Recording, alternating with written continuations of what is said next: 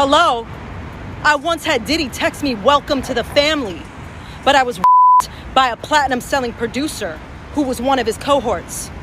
The well-known American pastor T.D. Jakes, who has long been admired for his spiritual teachings, has unexpectedly been embroiled in a web of scandalous allegations involving none other than music tycoon Sean Combs, better known by his stage name Diddy. According to recent social media rumors, Jake may have participated in Diddy's enigmatic and contentious men-only parties. But when faced with these accusations over the course of a weekend speech to his church, the 66-year-old pastor adopted a startlingly surprising position. In a moment that left the audience stunned, T.D. Jakes not only denied the allegations, but also unintentionally acknowledged something even more startling with a hysterical air.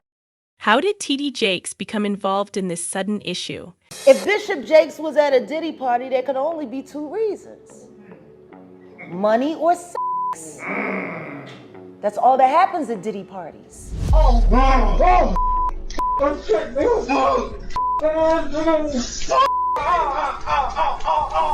It's all catching hell in 2024. It's up for all of them. It don't matter if you Diddy or whoever you is. T.D. Jakes, any of them. All lies will be exposed. That's all. Come along as we reveal the shocking facts and explore the surprising relationship between the renowned preacher and the world of Hollywood's most elite parties. And it's crucial to understand the core of the dispute that has rocked the worlds of spirituality and celebrity rumors before diving into the jaw-dropping remarks made by the renowned pastor, T.D. Jakes. Be prepared for a discovery that transcends simple controversy. It's a complex web of friendship, duplicity, and one of Hollywood's most elite social circles. Why do you believe there is a relationship between music mogul Sean Combs, also known as Diddy, and T.D. Jakes, that extends beyond their shared love of gospel songs and spiritual sermons? Social media whispers have descended into a flurry of gossip, with unconfirmed stories claiming that the two powerful individuals are secret lovers as well as close friends. If this secret connection is real, the already volatile scenario would become much more complicated. Diddy has been the target of growing accusations, including 4 allegations of sexual assault in the last month. The testimony, again, graphic. Ventura's husband, Alex Fine, at one point walking out of court as his wife was peppered with questions about allegedly being raped. Also today, Dawn Richard spotted entering court, the former member of Diddy's girl group, Danity Kane, who prosecutors also called to the stand. This week has been extremely challenging, but also remarkably empowering and healing for me. I hope that my testimony has given strength and a voice to other survivors and can help others who have suffered to speak up and also heal from abuse and fear. For me, the more I heal, the more I can remember. And the more I can remember, the more I will never forget. Is there anything that you may want to confess tonight before you go in? I keep everything right here. There you go. Or right here. And I'm gonna lay my hands on you, Bishop. And he said, and then the is on the that. He's doing all of this, right? And then there's a woman on the dais. And you been to these parties, right? Oh yeah, I was there when he was doing the white parties in the Hamptons and the whole 9 yards. So I know what goes on at the parties. If, they probably got a little bit more freakier, as time went on, because they got to the point where that they didn't even care. It used to be secretly, where people used to go to, separate rooms and different rooms, and they wasn't doing that out in the public, but now they don't care. Men kissing men and all this other stuff. Why do you think T.D. Jakes was at Puff Daddy's birthday party?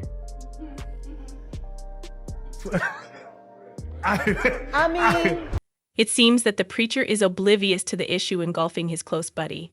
The long-standing acquaintance between the music mogul and the pastor raises concerns about the nature of their relationship and the potential involvement of T.D. Jakes in the alleged revelry. There has always been intrigue about Diddy's VIP parties, which are said to be only for males and to have a secretive, decadent vibe. The conjecture around these incidents gives the story a sense of interest, and makes us wonder what sinister secrets Diddy's private parties may conceal. The ongoing conjecture over T.D. Jakes' sexual orientation adds another level of complexity to the developing drama. Although one should be sensitive and respectful when discussing personal topics such as one's sexual orientation, the pastor has been the subject of persistent rumors since the 2000s. These murmurs are brought to light by the new accusations, which make us wonder whether the preacher's public character is genuine.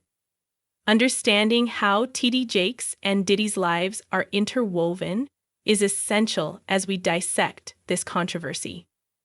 At first, their association with T.D. Jakes on the program Kingdom Culture was hailed as a way to reach a wider audience with inspiring teachings via protest.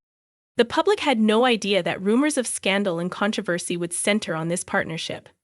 A platform that sought to reach a variety of audiences was produced by the combination of Diddy's clout in the music business and the preacher's spiritual beliefs. But this collaboration has been clouded by the current accusations, raising doubts about the veracity of the Kingdom Culture messaging. During a celebration of T.D. Jakes' birthday, Diddy and the pastor were photographed in what seemed to be a happy moment, providing photographic proof of their friendship.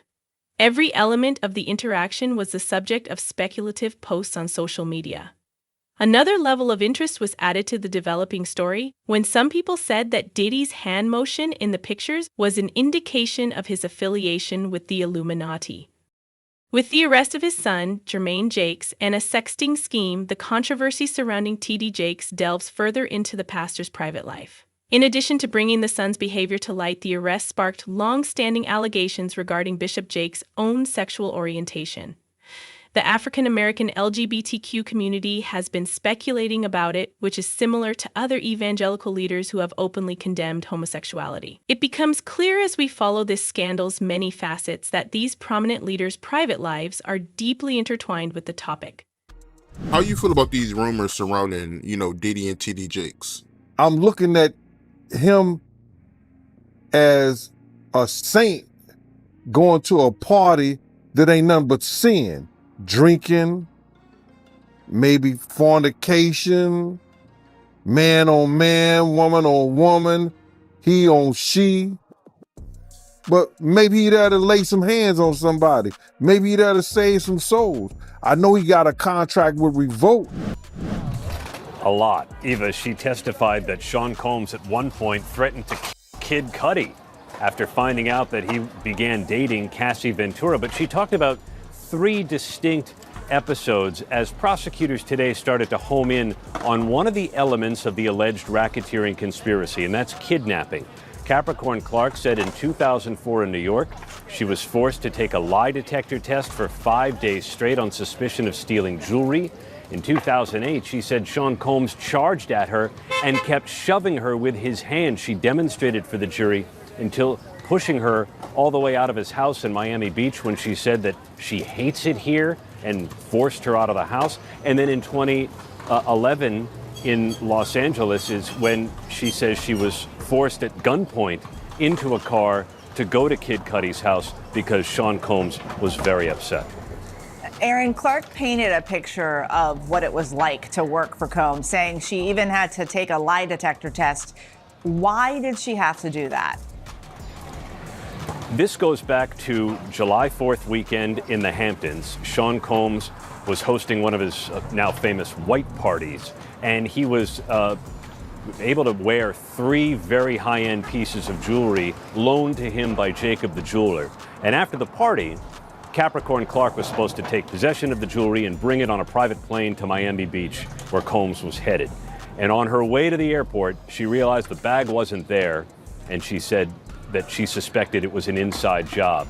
But apparently Combs and one of his bodyguards, a guy by the name of Uncle Paulie, that's how he was known, ended up taking her to what would be the headquarters of Bad Boy Entertainment. At the time, it was on 40th Street and Broadway.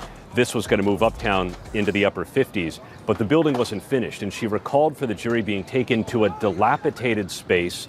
There was only a folding table and chairs. And she remembered a huge guy, 5 times her size, chain smoking and hooking her up to a lie detector machine every day for 5 days straight and threatening that if she failed the test, she'd be thrown into the East River. The charges against Diddy, the pastor's own son's legal issues, the intimate bond with T.D. Jakes, and the private parties.